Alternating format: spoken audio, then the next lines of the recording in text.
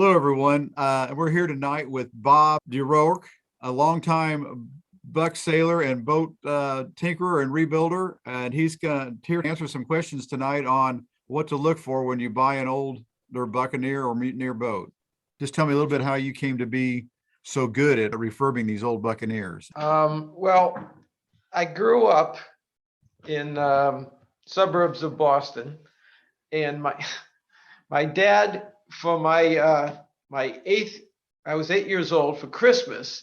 My dad got me and my older brother Ken a sailboat kit for Christmas. So this is very similar to when my brother Rich, as a teenager, bought my mother a Rolling Stones album for her birthday, and then asked if he could borrow it. So he was basically buying the kit to build a boat for him to sail, and which was fine. And I remember being in the 8 years old, being in a garage which was unheated in the winter, putting together this wooden boat kit. It was for a boat called a turnabout, and a 10-foot boat. This was in the late 50s, but this was before fiberglass became the primary material for boat building. So it was marine grade plywood on top of white oak frames, and steam bending of all the gunnels and all that, and sticking in galvanized screws, bunging them. So it was real old school and low tech. And it was sort of fun watching my dad working on the boat. I learned a bunch of new words. And so he finally launched the boat, and he sailed it for a couple of years. And then my brother and I started sailing it, and he built himself a bigger boat, a windmill, still a small boat. But so anyhow, I started getting into sailing when I was very young, but I also had the exposure to the boat building process very young. And my dad went on and he built a 26-foot sailboat called a Thunderbird when I was in high school. So that was my first exposure to boat building. But boat building and boat maintenance it's a pretty fine line between the two, because so much of maintenance is rebuilding. So in the 1980s, my wife and I decided we needed to get away from work. We both had stressful jobs, so we just quit. We bought a 35-foot sailboat. We took 3 years sailing it around the Caribbean. And when you're living on a cruising boat, about 20% of your time is maintenance. So there was a lot of maintenance involved, and a lot of the maintenance was rebuilding things that hadn't been built properly to begin with. So this was a good exercise for me for learning how to use fiberglass, epoxies, different metallurgies for different fittings. And of course, it was saltwater sailing, so the environment is pretty harsh. And different types of caulks, adhesives. So I got a pretty good, pretty thorough exposure to boat maintenance when we were cruising on our own cruising boat. Eventually, we ended up back in the States, and I retired, semi-retired around 2000, and we moved to Cape Cod. We'd been overseas for about 6 of the previous 8 years. My work took me overseas to various places. So we came back to the States, bought a place on Cape Cod, and a few months after we bought the place, I was driving by this auction house, and there was a sailboat sitting in front, and it was a Mutineer. Never heard of a Mutineer. Now we live right on a creek, a tidal creek that goes out to Cape Cod Bay. So when we bought the place, we thought, oh, this would be nice. I can have a little sailboat. And I was thinking of getting a laser, and I could just take it out to Cape Cod Bay and do some sailing. But anyhow, I took a look at this Mutineer and I said, well, this is nothing like a laser, because I wanted something I could single hand without a problem. I didn't know anything about the Mutineer. And I tried to find out, again, 2000 was still relatively early days for the internet. There was a lot of stuff on the internet, but not a lot of stuff on sailing. That changed within the next 2 or 3 years. But right at that point in time, there wasn't much on the internet for looking for a mutineer. And there was no class for mutineers. And there was a class for the Buccaneers, but it was pretty minimal. So I ended up going to the auction, and I put in a low ball bid and got the boat. And it needed a lot of work. So I got back into boat repair and boat maintenance, simply because I was forced to. I ended up I had no interest in racing. I used to race in my youth, but I got turned off to a lot of the aspects of sailboat racing. So I just dropped it for like 35 years. But once I got the Mutineer, a couple of years afterwards, there was a Mutineer group that started on Yahoo. And so I joined the group, contacted some of the people, and we, there was no Zooming back in those days. Everything was by the equivalent of email. And I got to know some of these people slightly. And then I thought 2004 came along, and I thought, it'd be nice to meet some of these people in person. They seem to be nice people. So myself, my wife, an old friend of mine, and his wife, we hopped in the car and we had to borrow a trailer because I didn't have a trailer for the Mutineer. We towed the boat down to Virginia, to Gloucester, and to Ware River. And that year, the Mutineers and the Buccaneers were doing a joint nationals. And so got to meet the Mutineer guys. That was maybe 6 or 7 boats. It wasn't a big turnout. And there were probably 25 or so Buccaneers. So this was my first exposure to Buccaneers. I'd heard of them, never seen one. And I got to meet some of the Buccaneer guys. And it turned out there was an active Buccaneer racing group in the Northeast. There was no Mutineer racing anywhere near the Northeast. So hence I was just day sailing. And one of the Buccaneer guys, a guy named John Hammerslaw, he said, hop on a Buccaneer, see what you think. And so I got on the boat and boom, right up on a plane. The Mutineer takes a ton of wind to get up on a plane. Not so with the Buccaneer. I said, oh, this is nice. And he says, we're racing locally. And so I ended up buying an old Chrysler, and it needed a tremendous amount of work. But anyhow, I got it fixed up and started racing with the Northeast circuit. And it took a couple of years for me to find the right crew, but eventually I lucked upon a Mutineer sailor, Vince Jones, and we became a team. And we raced competitively for about 15 years. So it was great. So I got back into the racing, got to be enjoying it again. The thing that put me off from racing when I was younger was there are some classes where the people don't know how to enjoy themselves. And where the skip is yelling at the crew or the skip is yelling at the competitors, it just takes a few jerks to make things unpleasant. And that's what turned me off to it. But with the Buccaneers, there weren't many or any jerks. And so I was really enjoying it. We'd go off to the weekend regattas, and I found this true all the time I was competitively racing after 2000. And that is 3/4 of the enjoyment was the social aspect. And the racing was maybe 25%. so often you go to a regatta and it may be a 3-day regatta and you may only get 1 day of racing in because of the weather conditions. You still got the social conditions, you still have the social experience, and that's what I was enjoying the most.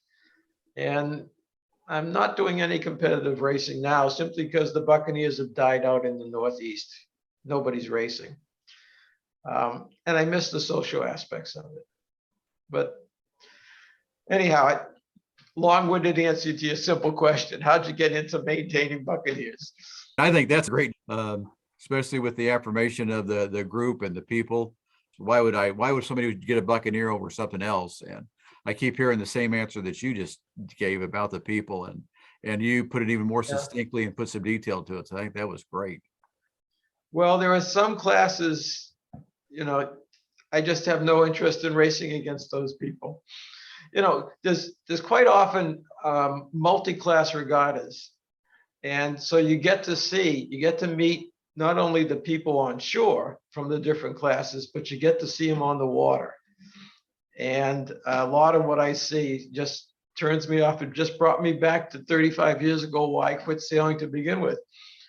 But again, the Buccaneers, it was a good group of people. The Mutineers are just as good, even better maybe. Much smaller class. But for some reason, those classes just attract a nice group of people. It was a great story. I mean, that was phenomenal. The thing that I was kind of interested in trying to put together is these people who are buying these old Chryslers that need tons of work, where they should start, what they kind of should be looking at first. Do you have a thought more of where somebody should start when they pull out one of these old Chryslers out of the scrap heap? Yeah, I think it'd be best to start with just talking about buying a boat and what to expect. Because as you mentioned, sometimes these boats end up being given to you, or maybe your father used it and it hasn't been used in 30 years. But in most cases, people go out and buy a boat. They see an ad on Craigslist or someplace else, and they say, wow, this is not a lot of money. I could get into sailing. And you think about it, how many sports can you get into with only having to spend a few $100s? Now that's the perception, because they'll see an ad on Craigslist, Chrysler Buccaneer, 1974, $500, includes sails and trailer, right? And so they say, well, that's not a lot of money, and I can take my kids out sailing it, go day sailing with the wife. So that's how they get hooked. They see the low price. Right. But what they don't recognize is if you're buying a Chrysler or a TMI, really any pre-Nichols Buccaneer, and it's less than $1,000, it's going to need a lot of work and it's going to need some money put into it. And what I generally tell people who are thinking about buying a boat like that is, if it's less than $1,000, then you're probably going to have to spend at least $500 on equipment or parts. And I'm not talking sails, but I'm talking hardware or lines, rigging. And you're probably going to spend 50 to 100 man hours. So a lot of people don't think, well, 50, 100 man hours, that doesn't sound like much. But if you've got a job and you're only doing it on weekends, that becomes a lot of time. And if you don't have that time, then I would suggest don't buy the boat. Spend more money and get a boat that's ready. If you either got the time or you got the money. If you got the time and you don't have the money, buy the cheap boat and work on it yourself. You're still going to have to probably put $500 into parts. But if you got the money, you don't have the time, spend $2,000 or $3,000 and get a decent get a boat where the work's been done. I'm not talking a Nichols boat. Nichols, as you probably know, is a boat that comes well designed, well built, doesn't need a lot of work if you're buying a Nichols. But if you're buying anything before a Nichols, it's going to need work, unless someone has already done that work, in which case you have to pay $2,000 to $3,000 for the boat instead of $500. So most of the articles I wrote were for the people who had spent the $500 to $1,000 and they needed to address all these issues. Some of them are safety issues and they need to be done whether you're going to race or not. But others are race specific. If you mind just touching on the kind of maybe the three or four key safety issues, that somebody should do before they put that thing in the water. Well, the first two are related to the rig. And one is the chain plates that you mentioned earlier, because if the chain plates pull out while you're sailing and the rig comes down, you're going to have a bad day. And a lot of people who are buying these boats inexpensively, they don't have a lot of experience. And so they can get into serious problems. If you're out in a body of water where rescue is not going to be at hand at all times and you lose your rig, what do you do at that point? If you've got no experience, you don't know what to do. And if you've got kids with you or a wife with you, then that may be the end of your sailing days. So the rig is the soundness of the rig is the most important thing. The other thing related to this, the soundness of the rig, is the centerboard trunk, where the main sheet is attached to the top of the centerboard trunk. Prior to 1979, the structural strength was minimal in that attachment. And if you get out in any kind of wind, especially as the fasteners start aging a bit, the top of the centerboard trunk just pulls right off. And then you can't sail. Because you've lost your attachment point for your mainsail. You could sail with just a jib, but you're basically just trying to get back to harbor at that point in time. What happened was there was a Champion of Champions regatta. That's a U.S. sailing annual regatta, and each competitor has had to win a national championship the previous year. So it's just the top sailors, and they typically limit the race to 20 classes. So each class applies for the regatta each year, and typically about 20 are accepted, and the others are just told try again next year. And I think it was 77, but it might have been 76. 77. The Buccaneers was the chosen boat, and it was in Chesapeake Bay. And there was a microburst that came through during one of the storms and during one of the races, and the fleet was decimated. Tremendous amount of damage to the boats. A lot of boats were capsized, almost every boat capsized, and they couldn't be righted because they had flooded, because there was no watertight integrity between the cockpit and the deck. So Chrysler got a real black eye on this, and they spent a while redesigning both the Buccaneers and the Mutineers to try to put some watertight integrity between the hull and the deck joint, and the opening at the front of the cockpit. And they were successful in doing so. They didn't solve all the problems, but they solved the worst of the safety factors. And what they did with respect to the centerboard trunk is they put an aluminum bridge within the back of the centerboard trunk, right below where the Mainsheet Block is attached. And that aluminum bridge, you can't see it because it's buried within the centerboard trunk. But if you take the top of the trunk off, you can see it. And it's riveted with pop rivets to the bottom portion of the centerboard trunk, which is an integral part of the hull. And that more or less solved the problem. But all the pre-79 boats didn't have that. So if you've got I don't know, I think Buccaneer started somewhere around 1969. So if you've got a 69 to a 79 Buccaneer, you've got that problem unless someone has fixed it. The other key safety feature, safety issue, is the the design of the spider web rudder head, which is a cast aluminum, and it's quite light. It's nice to have light rudders, rudder structures, because you don't want to have weight in the ends of the boat. But they're built a bit too light, and they fail. It's just a question of when are they going to fail, and they typically fail in such a manner that you lose your rudder in terms of its use, and then how do you get back in? If you're out on a lake with motorboats around, fine, no problem. But if you're off day sailing by yourself on a body of water without help around, then you've got a problem. So the problem with addressing that issue is it's not an easy fix.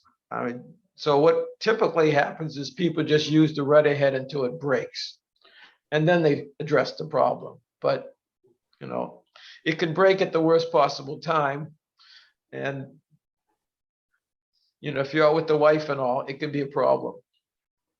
So as you probably know, I have an article from the Yahoo groups on how to build a rudder head, and the reason I built it was because I was out in Cape Cod Bay, and the spider rudder head decided to come apart, fail in a catastrophic fashion.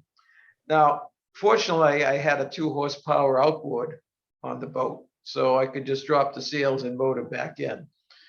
But it would have been a real problem if I hadn't had that motor, because if you're out in Cape Cod Bay in the summer, not the weekends. The weekend the motorboats are out, but in the weekdays, there's nobody out there.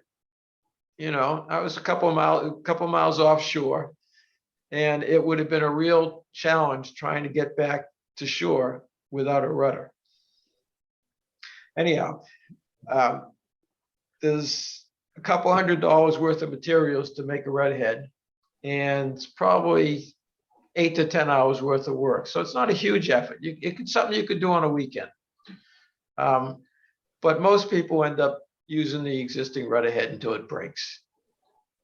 I know there's a document I floated out there about reinforcing the spider head rudder head. Are you familiar with that at all? Yep.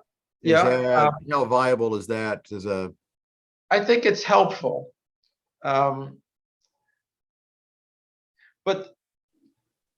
the rudder head fails in a number of different ways.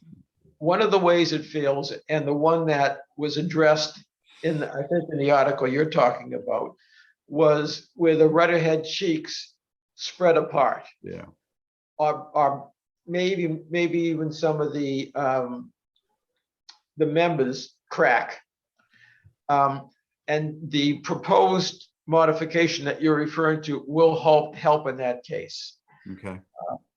But where my rudder head failed, and where a lot of others failed, is the pintle broke off.